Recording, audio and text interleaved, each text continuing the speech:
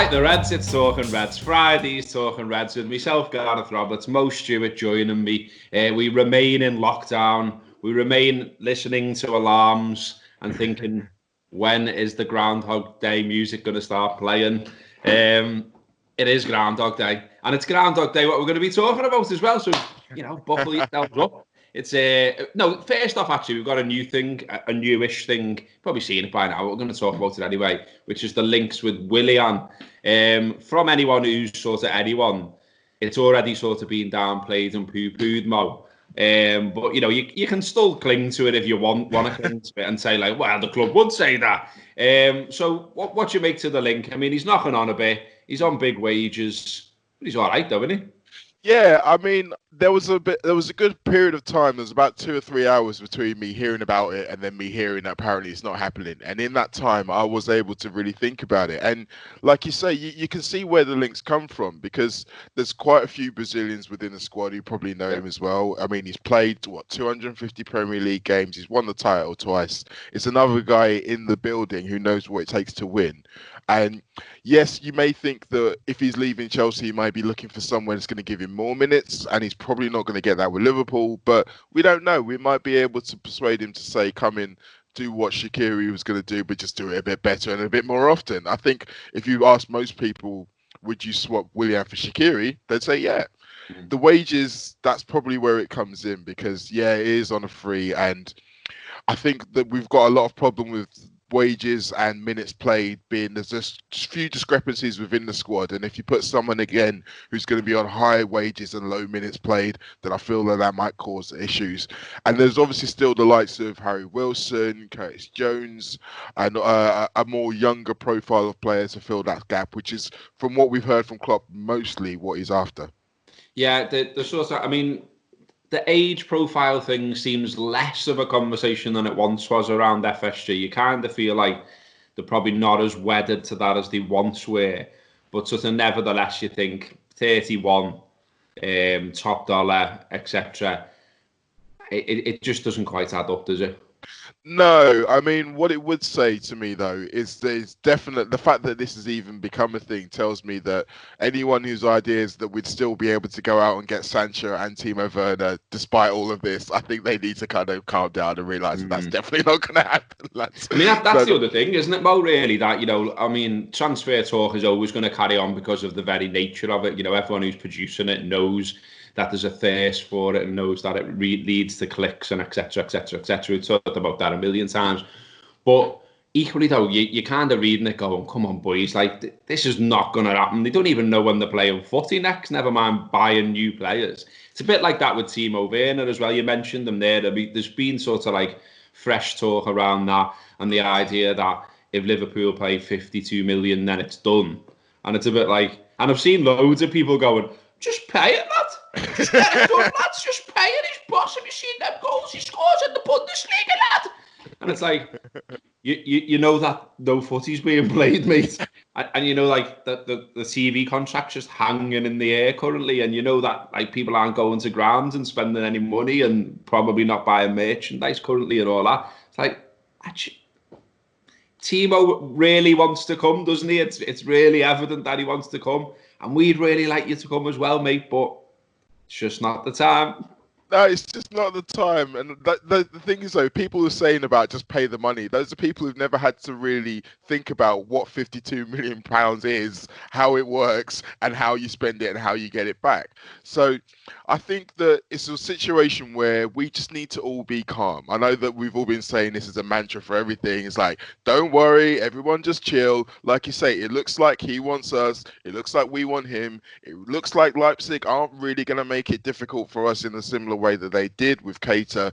So I think if everything just stays the same, everyone just calms down, we work out exactly what's going to happen. I mean, with him being in Germany as well, it might be that they finish their season before us or they get to a conclusion before us, and that might mean that they're done for the season, so they can start to do those kind of things. So you might start seeing deals happening in the Bundesliga or with Bundesliga teams before anywhere else, because they may have more of an idea of what the projected future is going to be.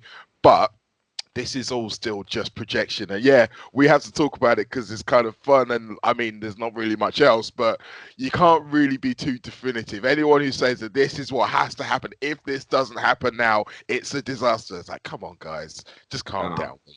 I know. There was a brilliant tweet that did the rounds yesterday, which I enjoyed, which was a Liverpool fan just tweeting saying, it's mad, isn't it, that saying, like, you know, like, if Liverpool are given the league, if you like, they haven't mathematically won it, so like they shouldn't get it, and blah blah blah blah blah. And it's like, and he basically said, so Sam, then only Liverpool have qualified for the Champions League next season. Yeah, stick a 20 quid on Liverpool to win the 2021 Champions League against nobody. Yeah, just us in it as the holders. I mean, there's obviously been talk on that as well, and there's some stuff out of UEFA which does seem to sort of favour how I guess most Liverpool fans want to see this play out, which is Liverpool ending up with the title, obviously, in one way or another. What UEFA have said is that Champions League qualification will be decided, or should be decided, on sporting merit. And so that's likely to be, everyone's interpreting that anyway to mean that it could be sort of, based on a points per game basis on what we've seen so far. I did like in one of the reports I read, so everyone said that, and then everyone was sort of working that out, and everyone was saying, well, it means the positions will pretty much stay as they are and that kind of thing. And then it means United would get in because City are currently kicked out and things like that. And I thought, well, that's interesting, because if we've got Manchester United on our side in terms of negotiation, that's no bad thing. But I'm just trying to find the bit in the report that I found quite amusing. Like, so it was a really sort of detailed report. This was it. And it says, an alternative idea would be for a sophisticated mathematical model taking into account the strength of opponents for each club and differences in home and away games. One model created by Julian Guyon, a professor of mathematics at Columbia University, has the Premier League clubs finishing in exactly the same spots as the table. Well, mate. Well, we can't really say it was a waste of time, because I mean, what else is he going to do right now, really? But I mean, yeah. It's just like, he's come up with this model and explained it in detail, and like, going on about how it all works. And it's like, so what's the crack then, mate? How's it work out then? Yeah, everyone just in them positions that you can currently see them in now in the table. Oh, well then. Well, I think if you get into a situation, though, where they have to stop and everything stops where it is, and there's potential for legal fights, particularly some of the teams who've played a game less, I think as many different ways they can come up with the same outcome for the Premier League, the better. So if they say, oh, look, well, we've got this way and it still looks the same, we've got this way, it still looks the same, this way, it still looks the same. Look, the only way that it's not going to be the same is if you can do the thing that in this scenario you can't, which is play the games. So from the Premier League's perspective, I can kind of see it. I must admit as well, when I first heard the phrase sporting merit, I was feared they were talking about coefficient and that United were going to be able to snide their way in, and I was not happy. But having seen it and seen it spoken about in a bit more, I think that is right. I think you've got to think, as much as we are thinking Liverpool-centric in all of this, if I was looking at the Premier League, I'd say the most important teams to get sorted are Wolves and Sheffield United, because we've spoken previously about the fact that these are the ones who, well, Sheffield United especially, they weren't considered to be in this position. They may not find it as easy to get into a similar position next season because people have had time to work them out and stuff. So if they were to be punished for the work that they've already done, I think it would be the biggest impact on them. So, and I think again they've got the goodwill of everybody, because no matter who you support, with the possible exception of the teams that are trying to get in the Champions League alongside them, everyone's been like, wow, this is a breath of fresh air, seeing the way they've come up, the way they've attacked the league, and the way it's worked out for them. So I think if you want to get everybody on board with an idea of something that's going to be fair, yes, it may not be perfect, but it's something we can all get on board with. I think having their scenario sorted out is probably the most key out of everyone. Yeah. The other thing that's happened that has come out as well is the Bundesliga have come up with a very detailed blueprint of how football can return, and obviously they're talking about it happening in May, and BT are saying that they're going to be showing all the games, so there is that to look forward to. I mean, you know, I've not been a big watcher of the Bundesliga simply because I haven't had the time to do so, but I shall be watching this. You watch me. I'm just sort of deciding who I'm going to support, really. I haven't really got a German team as such. I do like, is it Union Berlin? Yeah. I'm a big fan of them, but they're not knocking around on the telly, are they? So I'm not going to be watching them.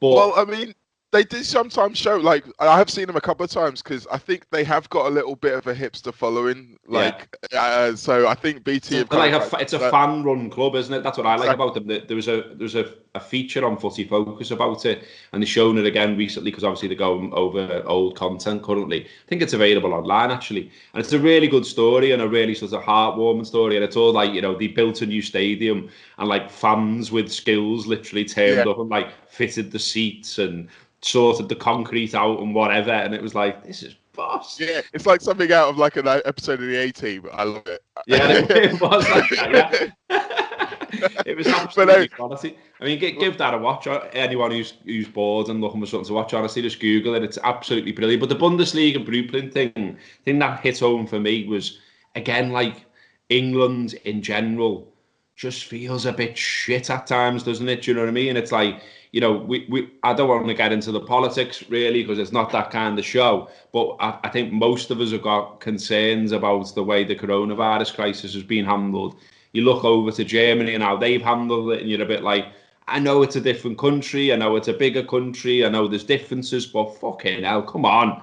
And now they're talking, like, while they're offering up these blueprints of how football can return, and you're reading through it, nodding your head and going, wow, that makes loads of sense. That's great, isn't it? That kind of thing. And then you're looking at the Premier League, and you still got this shite going on the other day of like briefing from unknown club saying they want it all to end and they're worried about the age profile of their squad. Well, that's your fault, boys, for buying shit old players. Like, you know what I mean? And you know, like, very quickly, like, you know, I'm not Columbo here. I go onto the internet and I type in average age of Premier League teams, and I'm seeing West Ham coming up, and I'm seeing Watford coming up. And then next minute I'm hearing that the clubs that are maybe opposed to the Premier League resuming where it was left are Watford, West Ham, and I'm like, oh really? And Aston Villa is another one. Spurs is said to be another one. But there's 3 teams threatened by relegation currently going, ooh, could be a little way out here, boys. Yeah. I mean, come on. And yet when you read that Bundesliga thing, they're saying, and I love the detail, they're saying a match can be played in front of 322 people.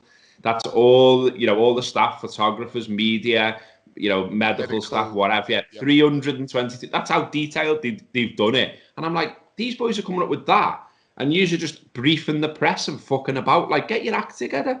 I think one thing that this has really brought home to the wider world, I was kind of already aware of this because, like I say, I've done stuff about Bundesliga as well recently. In Germany, they have people in position who know their jobs. They have people in position who know how to do their jobs and know how to communicate with each other, and they know what's really important. Whereas a lot of the time in here, you'll find people in positions and you're like, how did he get that job? He has absolutely no idea how to do it. And when you've got 20 of those all trying to get together to make something up, you're like, well, this is going to take a while. And you're right. I mean, there's been a lot of talk within the annals of government and what have you, saying about, oh, well, they've got their way of doing it, we've got our way of doing it, there's no guarantee that anyone's going to be better. Well, this is kind of concrete evidence that theirs is better. They are literally about to start going again. Yeah. And I think that it's hopefully Germany have done us all a massive favor by giving everyone else a blueprint to say, look, okay, you can't do everything on this because we've not done it the same way. But in terms of how, like you say, the numbers of how much it actually needs to play behind doors games, the timelines of how long it takes between getting players back into training, getting them all tested, getting everybody tested and ready to go. These are the tangible things that we can potentially put in place. So, I mean, it's going to help them if they have, I don't know, if they swallow their pride and say, look, well, that's the good idea. Can we just do that good idea? That remains to be seen. As for the owners, I mean, Self-interest is a big part of football, because in order to see it as a business, you want to be the best, you want to maximize every little bit, you want to take every little advantage. You hear about marginal gains even on the pitch. But there are times when you would expect everybody to come together and realize that there are things that are more important. And again, Germany's really good at doing that. I remember a few years ago, they were one of the first countries to openly take on refugees. And not only did they do that, they kind of integrated them into the football communities as well. There were lots of clubs coming out saying refugees welcome at our games. So it wasn't just about saying you are safe in our country. It's like, we want you to become a part of us. And you just don't see stuff like that happening with English. And I have to be fair to the Premier League guys. It's not just them who have this issue. It happens a lot in Italy as well, and a few other countries. But Germany seems to be the benchmark of being able to just, they have their squabbles and everything. I mean, we saw it just before the close when all the clubs were protesting against one of the owners. But they know when it's time to drop all those petty stuff and just say, look, we need to come together and do this. We need to find a way to do this. And lo and behold, they've done it. Yeah, they're saying that Bundesliga is going to return on May the 9th. The Times are saying that it's likely to be screened on BT Sport in the UK. I think that's absolutely inevitable. Yeah. They have produced a 41-page thing of guidelines, basically, and it goes into absolutely everything. It's really good, and it does give you hope that it can return. I mean, I tweeted it when I first read the story about it, and just said, like, meanwhile in Germany, like, this is happening, and immediately got a reply from this obsessed Spurs fan who follows me. And every time I tweet about the remote possibility of football picking up where it left off, he's like, delusional. And I'm like, what's delusional? Yeah. Read the thing I've just tweeted and get to fuck. And like I say, it goes into absolutely everything. The one bit that I've read where you go, the one little bit, there is the thing about which we said over and over about, if there's any impact whatsoever on the actual health service, you can't be doing that. You got to think of a way around that. The other thing, though, is the idea that you can be carrying, or you can have corona, but you display no symptoms whatsoever, and not even, it doesn't. There's a theory that it doesn't even show up on the test. So that's the one bit where you think, I mean, I think we've got to sort of talk about that as well, because, I am in the main trying to be positive about this, but I think as well, someone floated an idea at me yesterday, and it's a bit conspiracy, but there's loads of them currently, isn't there? Yeah. And he was a bit like, he said, all right, so we know West Ham, for instance, really don't want this to carry on. Like, they're desperate to, like, shake out of the situation they're in and just go, forget all that. Forget when we were shite. Let's just start again. And he was like, what's to say a West Ham player gets corona when it returns, and then all of a sudden it's like, oh, actually we can't come back. We're going to have to chip it.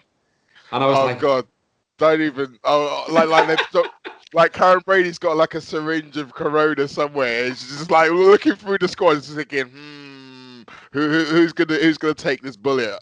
Yeah, I mean, obviously, because we are joking here, of course. We are joking. There's very much parody. Hello to the legal team.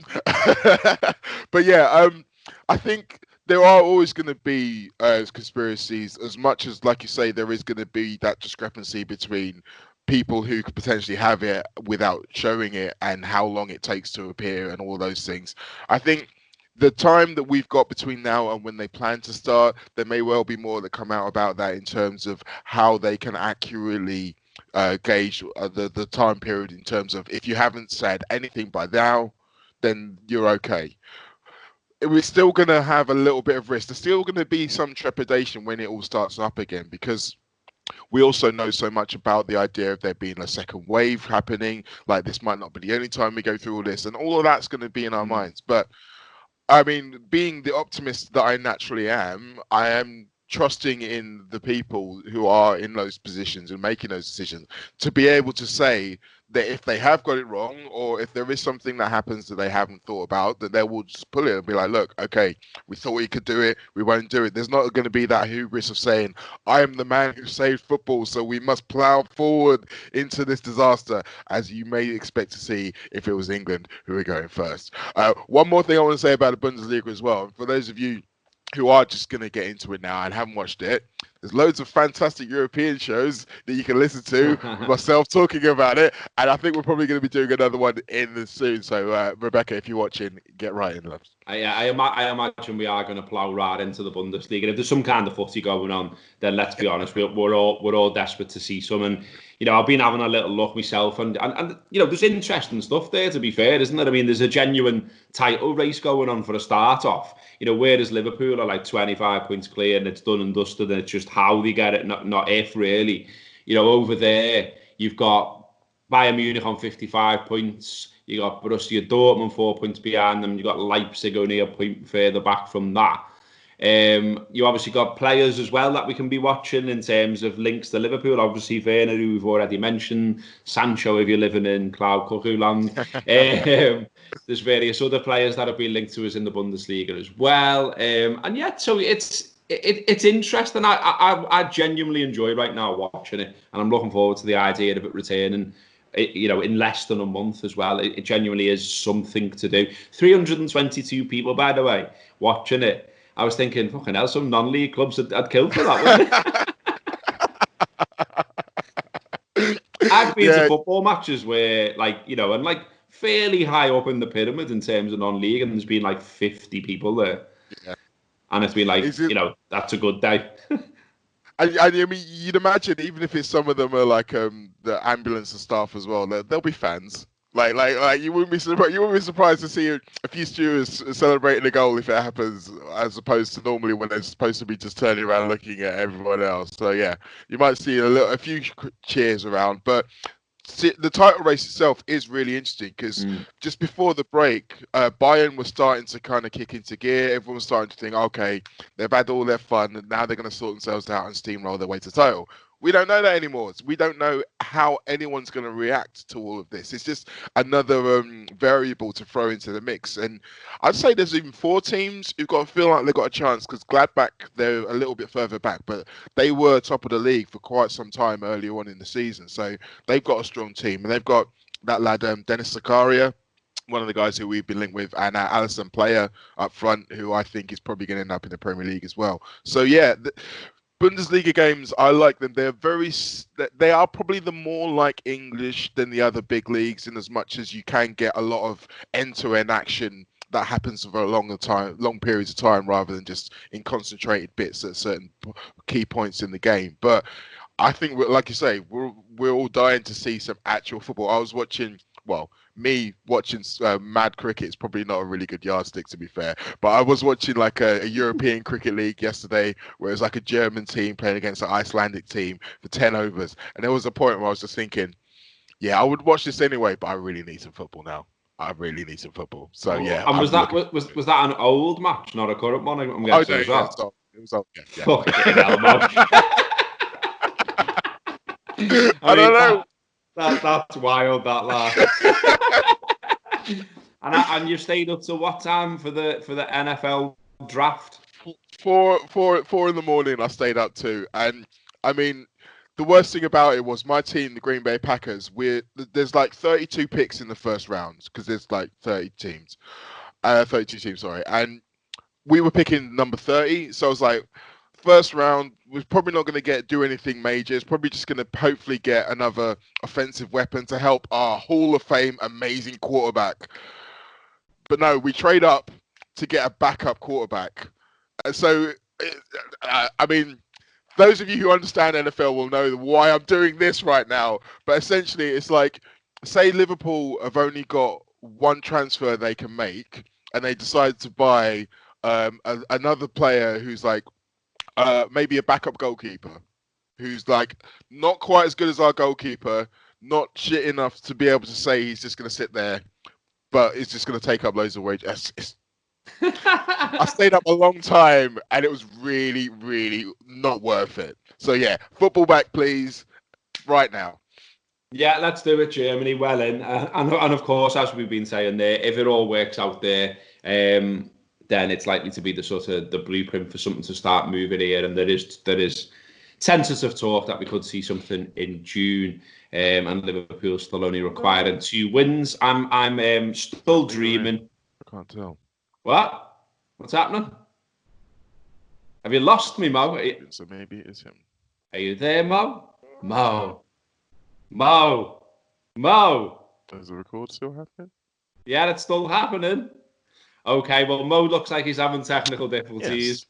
And he's just talking to himself. And he's just nodding. So I reckon we wrap up Talking Reds right now before it gets any madder. This has been Friday's Talking Reds. We are doing a hot mic this weekend around the Roma game. Get on the social media. We're doing live stuff on there as well. I think we're on Instagram this afternoon around about 4:00. So if you're bored, jump on. Talk to me and Craig Hannon. And yeah, up the Reds. That has been Talking Reds. In a bit.